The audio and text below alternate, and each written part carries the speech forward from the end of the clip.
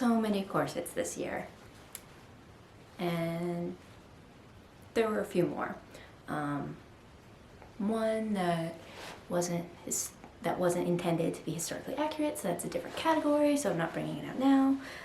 Two that I ended up selling because they were just way too big, and then these three, which fit when I made them, but are now way too big. This is an unintentional consequence of 2020. So the year has been super crazy. Before coronavirus and before the lockdowns, I was working as a professional acrobat on the Vegas Strip. I was performing or training almost every day a week, doing 2 different trapeze acts, a lyra act, some ground stuff, working on my own stuff on the side. So it was a lot of training, and when everything shut down, I went from training and working out like 6 or 7 days a week to nothing, because everything was closed at first, and then because of some health issues, and then once gyms reopened, still kind of dealing with the health issues, and when that got a little bit better, I was making some travel plans to visit Esri. Shush. My dog's whining. 1 second.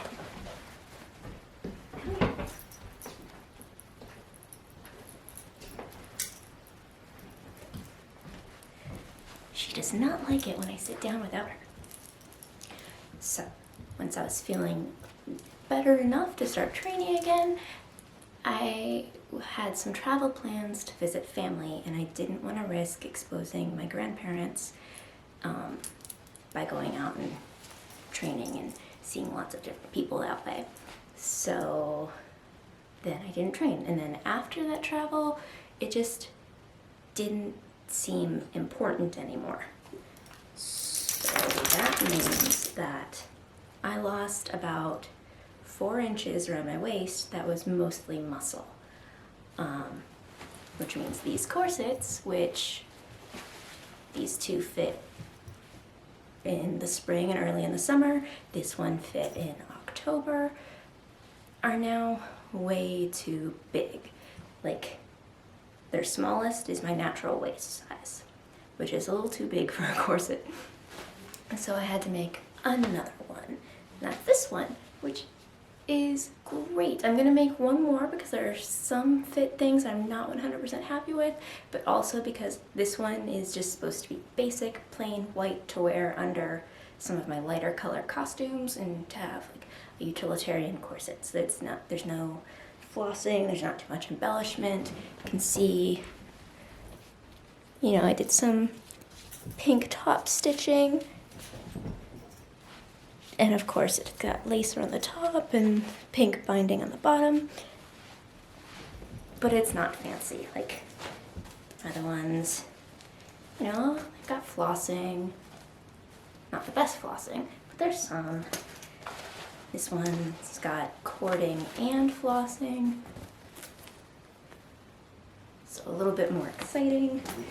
This one's also just top stitching, but it's more visible top stitching, being black and white. The next one is going to have top stitching, cording, and flossing. It's going to be basically the same pattern as this one, but a little higher, a little more room in the bust, because I didn't quite give enough room in the bust when I raised the bust line of this pattern. That's okay. Yes, that's going to be the next corset project, which I don't know if I'm going to go right into that right now or do that after I make a pair of 18th century stays. We'll see how I'm feeling in a few days on that decision, but let's get started making this guy. So I used the same pattern as before, but made some changes, took everything in a little bit, added some height to the top because I'd like it to hit a little higher on my bust than this one did, to have a little bit of lift in there. And made my mock-up. It fit well enough, but I wanted to take off a little bit on this piece to bring in the waist even more. Made that change to the pattern. Traced it all out in pencil. Well, you watched me trace it. You'll watch me trace that out in a minute. And ready to start cutting the coutil. So we'll see how this goes. The pattern is traced out without any seam allowance. So I'm going to add the seam allowance while I'm cutting, and because I'm going to be hand basting some pieces and just extensively pinning others, it doesn't matter if the seam allowance isn't exactly the same size for everything, because I'll deal with that later. Because I'm doing this in a single layer, I'm going to be doing some weird jankiness around inserting the busk, so I'm going to have a lot of extra on the front piece, and also a lot of extra on the back piece, so there's enough fabric in there for it to be sturdy with the grommets.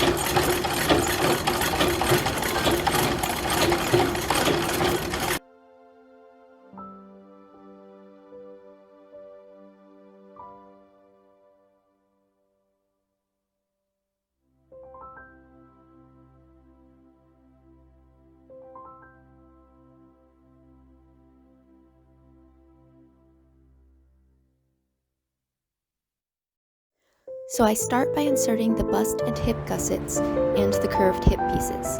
They're hand basted first, and then I sew one side of the gusset, tie off the threads, clip the seam allowance at the point, then turn and baste the other side of the gusset. And repeat for the bust gusset, the hip gusset, and the curved hip piece is without the clipping and turning.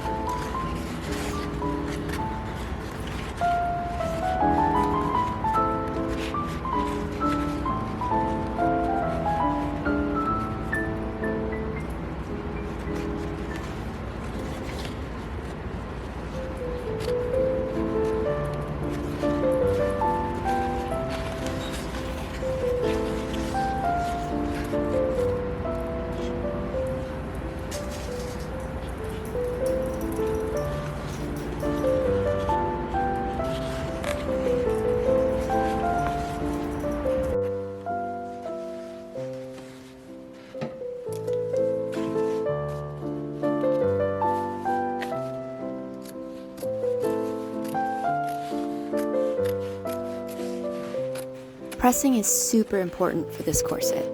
I first press all the seams flat, trim the bottom seam allowance, then fold over the top seam allowance and press again to make a welt seam or machine felled seam.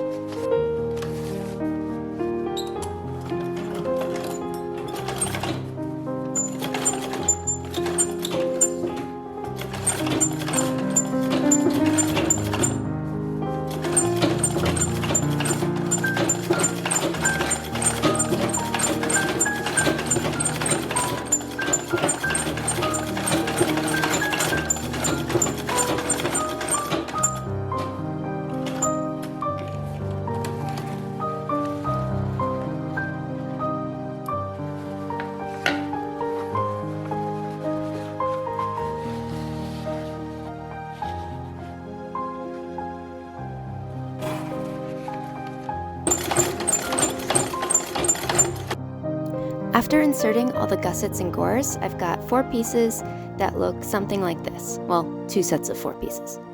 Now I just join them together and finish their seams by pressing, trimming, folding, and stitching, just like with the gussets.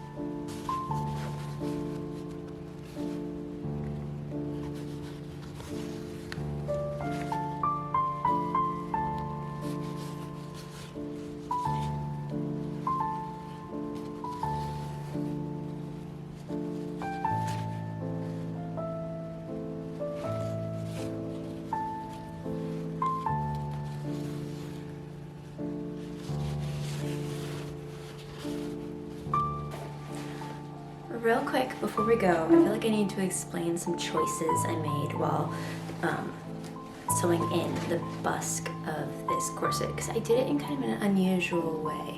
Let's see if I can remember. I did button. I've left a lot of extra seam allowance for this first panel and folded it in half, marked the slots where the loops would go, and then did a buttonhole stitch around each slot, and then folded the extra seam allowance under, and then did a back stitch, come on focus, back stitch around the busk. There. So there are reasons for doing it this way. This is a single layer corset, and usually when you make a single layer corset, you use a facing or just double the first layer, or sorry, double the first panel, and you do that to put in the busk. But I didn't want to do that for a couple of reasons. And I'm going to take a look at another corset to explain why I didn't want to do that. So,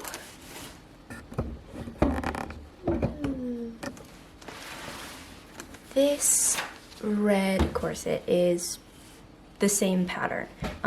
Made some slight alterations, but it's basically the same. I made it in 2 layers instead of 1 because I used a silk satin for the outside layer, and that's not strong enough for the main fabric of a corset. So I used a linen second layer. It's also not super strong, but it doesn't need to be super strong. If you see here, I did the normal way of encasing the busk in between the 2 layers, but when I go to sew it in, it is so close to that seam. Let's see if we can we see it? That it's just really really difficult to do in 2 layers.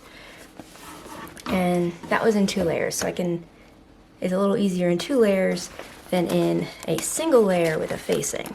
So this one's single layer, but I did a facing for the busk pieces and for the grommets in the back. And again, I had the same problem. It's so close to the seam that it just doesn't work well. It was difficult and finicky, and you know, it slips around, so you've got the facing showing in the front a little bit, even though I got it as tight as possible. I don't know, not the prettiest solution. And I guess since we're looking at busks, I can pull out another one. This one also did in 2 layers. 1 layer of a woven silk and 1 layer of, I think this was, yeah, just the shirt linen. And this worked a little better because the front panel was a lot wider, so it's easier to put in the busk in the front panel, and then also put in a strip of boning in that front panel because there's more space to work with this pattern. This is an 1880s corset pattern, which actually looks very similar to my 1900s corset patterns, but it's a little, you know, gives a different shape. Yeah, so in this pattern, putting the busk in between 2 layers or using a facing for a single layer would work, but for this pattern, my back stitch goes past the seam. So this is the seam finishing the welt seam of the bust gusset, or buskor, and I'm sorry, bust gusset, and that seam is, you know, way over here, over the busk. So my busk goes to here, and the seam is here. So that just would not work to do in a normal, you know, facing, or I mean, you could do it in facing, but it'd be sloppier to do as a facing. So I just did some buttonhole stitches instead. Fold it in half, fold it, nice and easy, clean. I've seen evidence of some ribbon corsets being made with a similar technique. So they probably did it with normal corsets too. I haven't done the research to find them. But there's so much wacky construction technique going on in the early 1900s with corsets and all the patents and weird things that someone must have done it. So I feel like even though it might not be 100% historically accurate, it is totally historically possible and historically likely. And I mean, they did it with ribbon corsets, so why not do it with a real corset? Especially a really small one. Like, this is pretty small. It's got a 19-inch waist, so a lot of the strengthening needed in larger corsets isn't really in this one. I think, how many bones do I have? So I've got steels in the back, 1, 2, and then for plastic bones, I've got 1, 2, 3, 4, 5. So 7 bones in each side, which is really not very many. But it's a small corset, and most of the shaping comes from the pattern, not from the boning, so it's not needed. Oh yeah, you can see how the back is. I just used the selvage, so I didn't need to finish that edge. So I got the steel bone to strengthen so that it doesn't collapse under lacing. And then here is just another plastic bone. Okay. That's gotta explain that reasoning, right?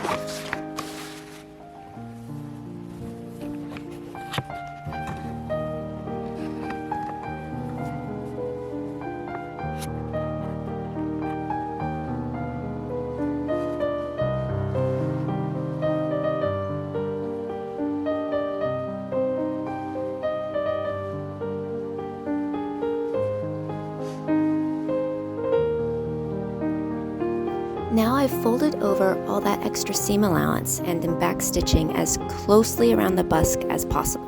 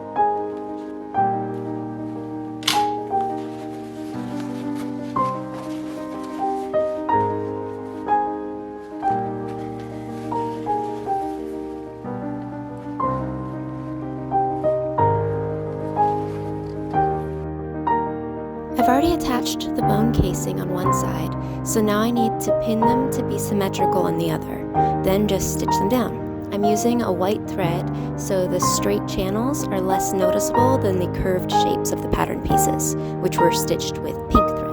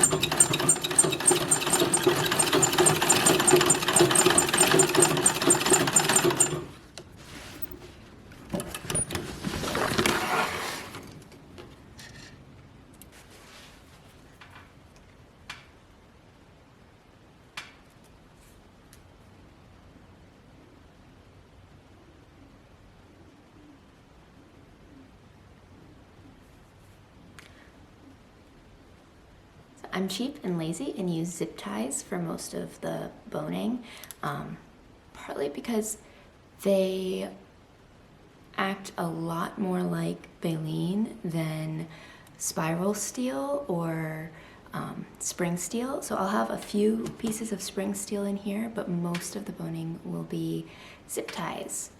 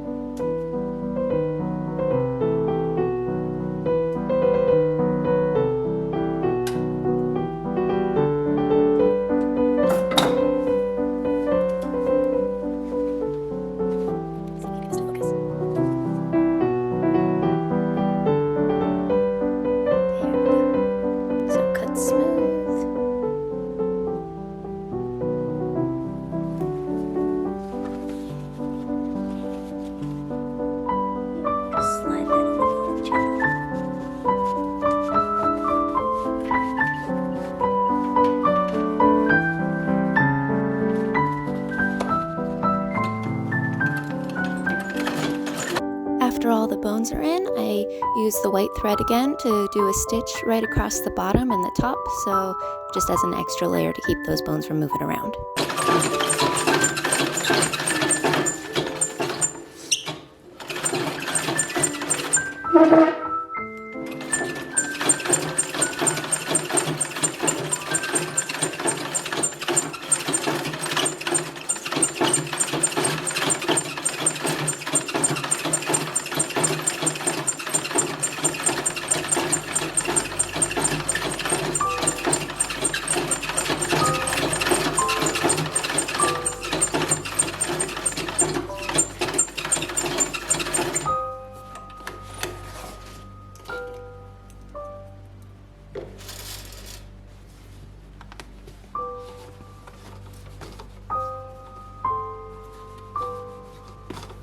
Okay, so now it's ready for some grommets.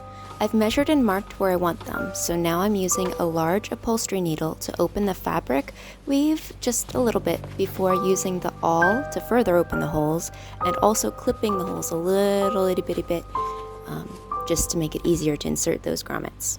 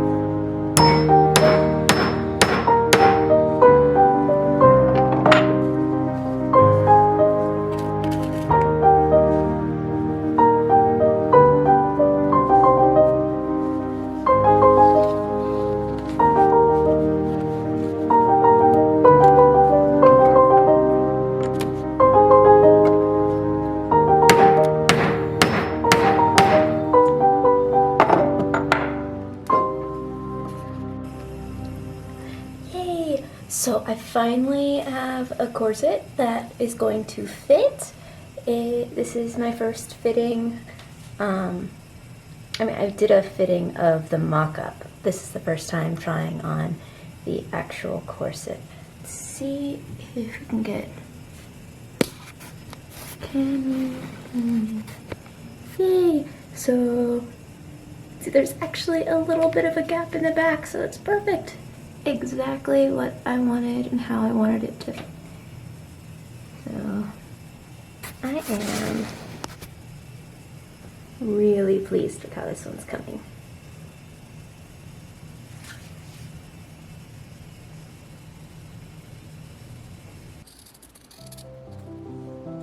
Now it's time to finish the top and bottom edges. I've cut some bias strips from scrap pink linen. I'll machine stitch it to the right sides of the corset, then turn and fold it under to invisibly hand stitch on the inside.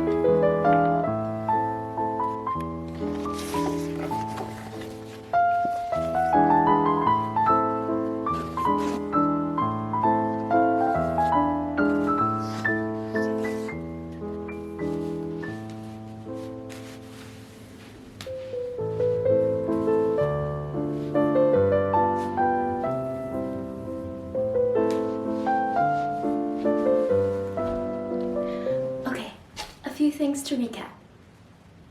I absolutely love S-bend corsets. They're the best corsets, and all corsets should be S-bend corsets. No, not really, but S-bend corsets are the best corsets. Then also it was quite an adventure sewing a garment on my antique sewing machine. So that treadle machine is from, oh shoot, I forget if it's 1914 or 1915, But either way, that's about a decade after this corset would have been worn. But it's still fun to make a garment on something that it could have been made on, because that model of sewing machine was made since the 1890s, I believe. So it would have been a very similar machine. Oh no, Esri's whining again. Come here. The dog that hates when I sit down without her. Okay. Another thing, I am almost certainly going to add in 1 or 2 more bones on the sides, just because I have a little bit of collapse and crinkle here that I think 1 more bone would really help to get rid of. And then the last thing, I should have left a little more room in the bust, or I should have made a little more room in the bust. So I've got a little crease here, but under clothes, you don't see that crease at all. And if I were wearing a proper corset cover with ruffles and everything, you definitely wouldn't see that crease. So it's not a big deal. It's just something to note for the next time I use this pattern and adapt it for the fancy black corset that I'm gonna make.